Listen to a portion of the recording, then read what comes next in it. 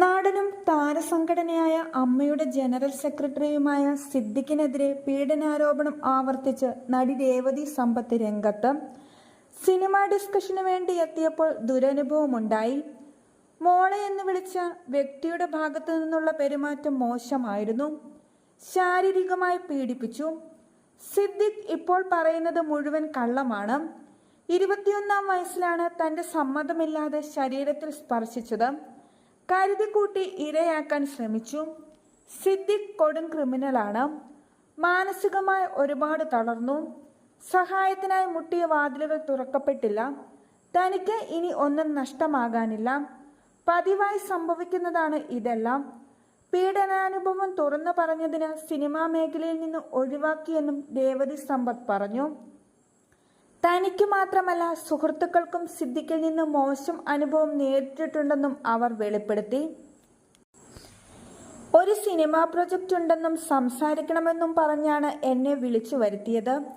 പീഡനാനുഭവം തുറന്നു പറഞ്ഞതിന് സിനിമാ മേഖലയിൽ നിന്ന് തന്നെ മാറ്റി നിർത്തുകയായിരുന്നു. ഹേമ കമ്മിറ്റി റിപ്പോർട്ടിലെ കാര്യങ്ങളെ ക്രിമിനൽ ആക്ടിവിറ്റി എന്ന് പറഞ്ഞ സിദ്ദിഖ് അങ്ങനെയെങ്കിൽ ക്രിമിനൽ അല്ലയെന്നും നടി ചോദിച്ചു. നിയമ നടപടി എന്നല്ല, ഇനി ഒന്നുമില്ല. അത്രത്തോളം ജീവിതത്തിൽ അനുഭവിച്ചു. തനിക്ക് ഹേമ കമ്മിറ്റി റിപ്പോർട്ടിൽ വലിയ പ്രതീക്ഷയുണ്ട്. റിപ്പോർട്ടിൽ ഇനി എന്ത് തുടർ നടപടി എന്നതാണ് കാര്യം. സർക്കാർ ഈ വിഷയത്തിൽ പ്രാധാന്യം നൽകണമെന്നും രേവതി സമ്പത്ത് ആവശ്യപ്പെട്ടു.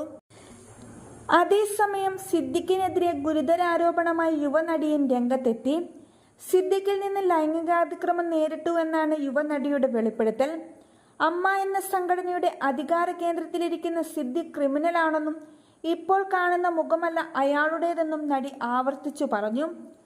ഒരു സിനിമയുടെ പ്രിവ്യൂ ഷോയ്ക്കിടെ സിദ്ദിഖ് ലൈംഗികമായി അപമര്യാദയായി പെരുമാറാൻ ശ്രമിച്ചുവെന്നും വാക്കാലും ലൈംഗികാധിക്ഷേപം നടത്തിയെന്നും നടി മാധ്യമങ്ങൾക്ക് മുന്നിൽ വെളിപ്പെടുത്തി. സിദ്ദിഖ് തന്റെ സമ്മതമില്ലാതെ ശരീരത്തിൽ സ്പർശിക്കുകയും ശാരീരികമായി ഉപദ്രവിക്കുകയും ചെയ്തതായി നടി വെളിപ്പെടുത്തി. നേരിടേണ്ടി വന്ന ദുരനുഭവം പറഞ്ഞതിന് സിനിമാ മേഖലയിൽ നിന്ന് മന്നെ മാറ്റി നിർത്തിയെന്നും ഇത്തരം സംഭവങ്ങൾ സ്ഥിരമാണെന്നും എല്ലാവരുടെയും പ്രതികരണം ആവശ്യമാണെന്നും നടി വെളിപ്പെടുത്തി. സിനിമാ മേഖലയിലെ ഉന്നതരായ വ്യക്തികളിൽ നിന്നും ഇത്തരത്തിലുള്ള മോശം അനുഭവം ഉണ്ടായതായി തന്റെ നിരവധി സുഹൃത്തുക്കൾ പറഞ്ഞിട്ടുണ്ടെന്നും യുവനടി കൂട്ടിച്ചേർത്തു. നേരിടേണ്ടി വന്ന സംഭവങ്ങളെക്കുറിച്ച് പരാതിപ്പെട്ടപ്പോൾ ഒരു സംവിധാനവും കൂടെയുണ്ടായിരുന്നില്ല. കുടുംബം മാത്രമാണ് കൂടെ നിന്നത്. സിദ്ദിഖിനെതിരെ സമാന ആരോപണമായി 2019-ലും ഇവർ രംഗത്ത് വന്നിരുന്നു. തന്റെ ഫേസ്ബുക്ക് പേജിലൂടെയാണ് നടി അന്ന് ഇക്കാര്യം തുറന്നു പറഞ്ഞത്.